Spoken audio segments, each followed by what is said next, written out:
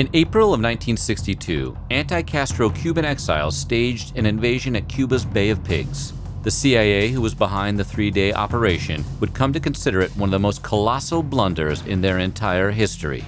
How bad did it go? Well, let's just say that Che Guevara himself is reputed to have thanked an American government official for enabling it. Today we're going to recount some of the most insane facts about the Bay of Pigs invasion. Before we get started, be sure to subscribe to the Weird History channel. After that, be a good patsy by leaving a comment and letting us know what intelligence operations you would like to hear more about. Okay, now we go to Cuba.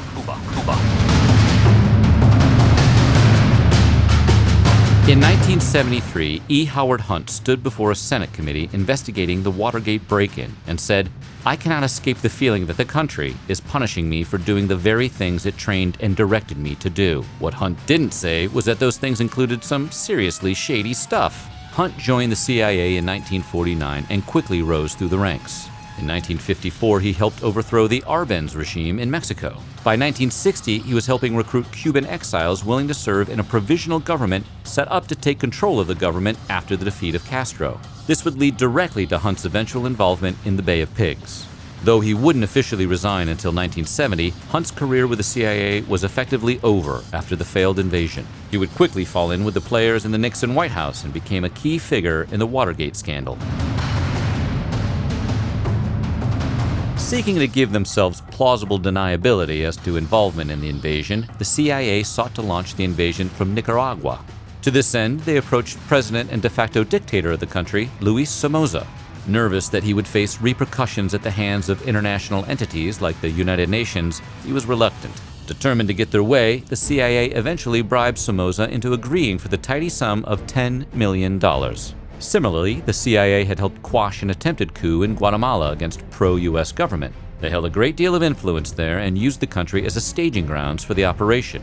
The American planes that came to support the ground troops during the invasion had been disguised as Cuban planes.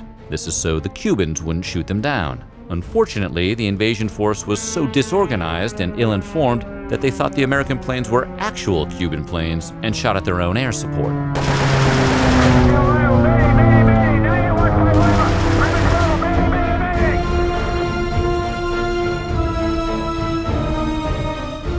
Difficult to start a revolution without the support of the locals. The CIA, though their director denied it, was relying on a popular uprising to break out against Castro as part of their plan. They even convinced the US military that such a revolt was likely in the wake of an invasion. Unfortunately, the Bay of Pigs was in a geographically remote area with a low population. Without a wide-ranging propaganda campaign to spread the word, most Cubans would have no way to find out an invasion had even occurred. That campaign never came. Complicating matters even further, Castro had thousands of political dissidents arrested mere days before the invasion. With those fighters out of the picture, the chances of an insurrection fell precipitously. Even worse, the timing of the arrest suggested Castro knew the invasion was coming days in advance. It has been suggested by some that the only way to explain the spectacular failure of the Bay of Pigs is to assume failure was what the CIA wanted all along. But why would the CIA want the invasion to fail? Well, the agents in command of the operation didn't believe Castro could be overthrown without a full-scale US invasion. This theory holds that the agency sought to manipulate President Kennedy into ordering that larger invasion by arranging for the smaller invasion force of exiles to fail sooner rather than later.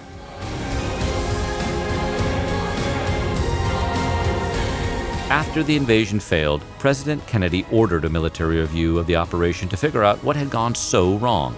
That report, which would remain classified for decades, concluded that both Cuba and the USSR knew of the invasion plan long before it occurred. In fact, the review determined that the communists knew of the plan before the rank-and-file members of the invasion force did. This implies that someone higher up in the chain of command must have leaked the information. The report further concluded that Allen Dulles, then head of the CIA, knew that the Cubans and Russians knew of the plan, but let it go ahead anyway. This is often cited as further evidence that the agency wanted the invasion to fail. Porque lo que no pueden perdonarnos los imperialistas es que estemos aquí y que hayamos hecho una revolución socialista en las propias narices de los Estados Unidos. On April 15, 1961, the CIA sent several B-26 bombers to raid Cuban airfields with the intent of dealing a blow to Castro's Air Force. Painted to look like Cuban military planes, the aircraft eventually landed in Key West, Florida. Their pilots presented themselves as defectors who stole the planes of their own accord and flew them during the attacks. Of course, as we've already established, Castro knew the invasion was coming. To protect his aircraft, he had them scattered throughout the country. The vast majority of the planes were unharmed, and the damage was minimal. This failure meant that Castro would be able to attack planes providing air cover for the invasion force. Alarmed by such a possibility, the Kennedy administration refused to provide any such air support. Will not be under any conditions be an intervention in Cuba by United States Armed Forces.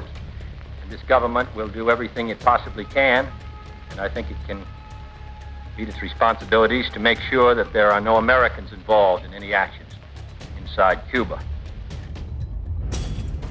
Both American military personnel and civilians were involved in the Bay of Pigs invasion, and the CIA spent decades trying to cover up their deaths. Take the story of Thomas Pete Ray. He was a member of the Alabama Air National Guard, and he specialized in flying the same B-26s that Castro's Air Force mainly used. The CIA needed pilots like Ray, so he was recruited along with several of his fellow guardsmen and sent to a staging ground in Nicaragua to prepare. By April 19, 1961, the invasion was in dire straits. Ray and his fellow pilots were told they could help the invasion force by attacking sites near the Bay of Pigs, but if they were captured or killed, they would be disavowed as mercenaries. They went anyway. While conducting a strafing run near the invasion landing site, Ray was shot down. Miraculously, both he and his flight engineer, a man named Leo Baker, survived the crash. However, they were quickly caught and killed by the Cuban militia. Baker was buried in a Cuban cemetery. Ray, who was Caucasian and whose presence supported the notion of American involvement in the invasion, was embalmed and placed in a freezer until 1979. His remains were eventually returned to his daughter. The families of both men were told their fates, but also told to keep the information secret. It wouldn't be until 1988 that the CIA would finally acknowledge their connection to Ray and his fellow lost airmen. All of them would receive the Distinguished Intelligence Cross, which is the highest award the CIA can bestow. The Bay of Pigs has been re-examined repeatedly over the decades since it occurred. One of the interesting facts that has been uncovered is that several units of U.S. Marines were, apparently, in the general vicinity of the invasion site. Some analysts have suggested that this Marine presence was part of the CIA's plan to draw Kennedy into a larger invasion. If that was the case, it didn't work. When the administration refused air support for the operation, they also told the Marines to stand down. One Marine who was part of that force recalled that explosions were already going off in the distance when they received that order. The Marines didn't have the numbers to repel the 60,000 Cuban troops that they would have faced. It's likely that if Kennedy hadn't held them out of the Bay of Pigs, many of them would have been captured or killed. The buck stops with the president, and John F. Kennedy decided to take public responsibility for the Bay of Pigs invasion and its failure. Behind the scenes, though, Kennedy blamed the CIA and felt they had misled him about the mission. He also felt that they were doing their best to wash their hands of the disaster. A few months later, Allen Dulles and several other ranking members of the CIA were dismissed or allowed to resign. Dulles's role in the Bay of Pigs remains mysterious. Many accounts hold that he was fully aware of and in control of the situation, but more recent reports have suggested that Dulles may have been deteriorating mentally during the planning stages. In an unusual move, he had delegated the tasks of organizing the invasion and keeping the White House informed to a subordinate. He is also alleged to have missed important meetings and displayed odd and eccentric behavior in the course of his duties. With the Cubans having advanced notice of the invasion, the U.S. Marines being held out of the battle, and the lack of air support, you'd think the Cuban exiles would have been slaughtered. Yet only 118 members of the anti-Castro Cuban invasion force died during the Bay of Pigs. This seems especially incredible when you take into account that the Cubans, with home field advantage and vastly superior numbers, lost 176 members of the military and an estimated 500 to 4,000 militiamen. Still, nearly 1,200 anti-Castro fighters were captured. After the invasion, Castro found himself with over 1,000 American prisoners. In exchange for their safe return, he demanded expensive industrial machinery and tens of millions of dollars. However, he eventually settled for $53 million worth of food and medical supplies. All of this was provided by private companies. The US government, who still maintained they weren't involved in the invasion, had no official role. The first prisoners returned were 60 seriously injured men who were released in exchange for a payment of $2.5 million. This was quickly followed by a mass release which included almost all of the remaining members of the invasion force. These prisoners were returned to Miami, where they were greeted by over 10,000 supporters. However, one Bay of Pigs exile would remain in a Cuban prison until 1986 before being released and returned. The real reasons behind his quarter-century of detention were never explained by the Cuban government and remain a mystery to this very day.